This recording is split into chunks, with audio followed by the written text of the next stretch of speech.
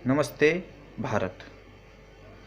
मैं टेकचंद और आज दिए गए विषय शून्य बजट की प्राकृतिक खेती किसानों के लिए वरदान है पर अपने विचार व्यक्त करते हुए कहता हूँ कि मेरे देश की धरती सोना उगले उगले हीरे मोती, ये गाना हम वर्षों पहले गाते थे और सच्चाई भी यही थी, क्योंकि भारत देश की धरती से वास्तविकता में सोना ही निकलता था, खजाना ही निकलता था, तभी हम ये गाना गाते थे।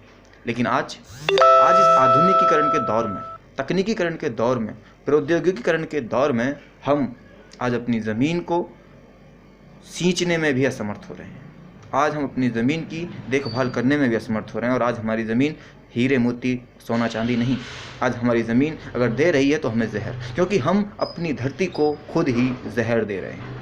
और आज हम ये गाना नहीं गाएंगे कि मेरे देश की धरती सोना उगले उगले हीरे मोती, बल्कि हम ये गाना गाएंगे कि मेरे देश की धरती उगले उगले जहरीले मोती। क्योंकि आज की डेट में जब हम कृषि करने जाते हैं तो आज हम जैविक कृषि को भूल चुके हैं। आज हम भूल चुके हैं कि प्राचीन समय में, और प्राचीन समय भी में नहीं, आज से 50-60 साल पहले भी लोग जैविक खेती ही किया करते थे और उस खेती का परिणाम ये होता था कि सभी लोग हष्ट पुष्ट रहते थे, उनकी आयु दीर्घायु होती थी। लेकिन आज वर्तमान समय में औसतन आयु 60 वर्ष है और 60 वर्ष तक आते आते इंसान पूरी तरह टिक जाता है। क्यों? क्योंकि हमारा खाना पीना वैसा हो गया है।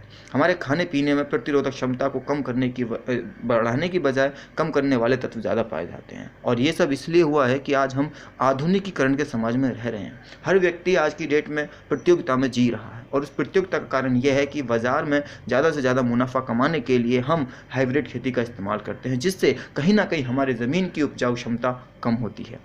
मुझे तो डर ये लगता है कि कहीं आने वाले समय में हम ये वाला गाना ना गाएं कि सूखी बंजर धरती किसका पेट भरे, भूखे प्यासे बच्चे खेती कौन करे। इसके पीछे कारण बस यही है कि हम आज मेहनत करना नहीं चाहते। आज हम सब कुछ पका पकाया खाना चाहते हैं, खाना पकाना नहीं चाहते। और वास्तविकता ये है कि जब तक हम ऐसे रहेंगे तब तक हम कुछ नहीं कर सकते। ये देश की धरती है, मेरे देश की धरती है। इस धरती ने बहुत कुछ दिया है, देती रही है और देती रहेगी। लेकिन एक कहावत है कि किसी भी चीज़ का ज़रूरत से ज़्यादा इस्तेमाल करना उस चीज़ के अस्तित्व को खतरे में डाल देता है। वही हो रहा है। जहाँ पानी पहले 50-60 फीट पे आ जाता था, आज वहाँ 200 फीट पे पानी नहीं है। इसका कारण क्या है कि हमने ज़मीन को भीतर से खोखला कर दिया है, उसकी नमी को सोख लिया है। यही कारण है कि जब हम कोई भी फसल आज बोते हैं, रबी की फसल बोते हैं, धान की फसल बोते हैं, तो हमें ज़्यादा से ज़्यादा पानी की आवश्यकता होती है। कहीं ना कहीं ये संकेत हैं कि हमारे ज़मीन की जो उर्वरक क्षमता है वो कहीं ना कहीं कम हो गई है और इसके लिए जिम्मेदार हम ही हैं। तो मुझे तो बहुत खुशी है कि हमारी भारतीय सरकार, वर्तमान सरकार इस विषय में सोच रही है और उसने शून्य बजट प्राकृतिक खेती का प्रावधान किया है, जिससे हम जैविक कृषि कर पाएंगे और फिर अपने देश की तरफ लौट पाएंगे।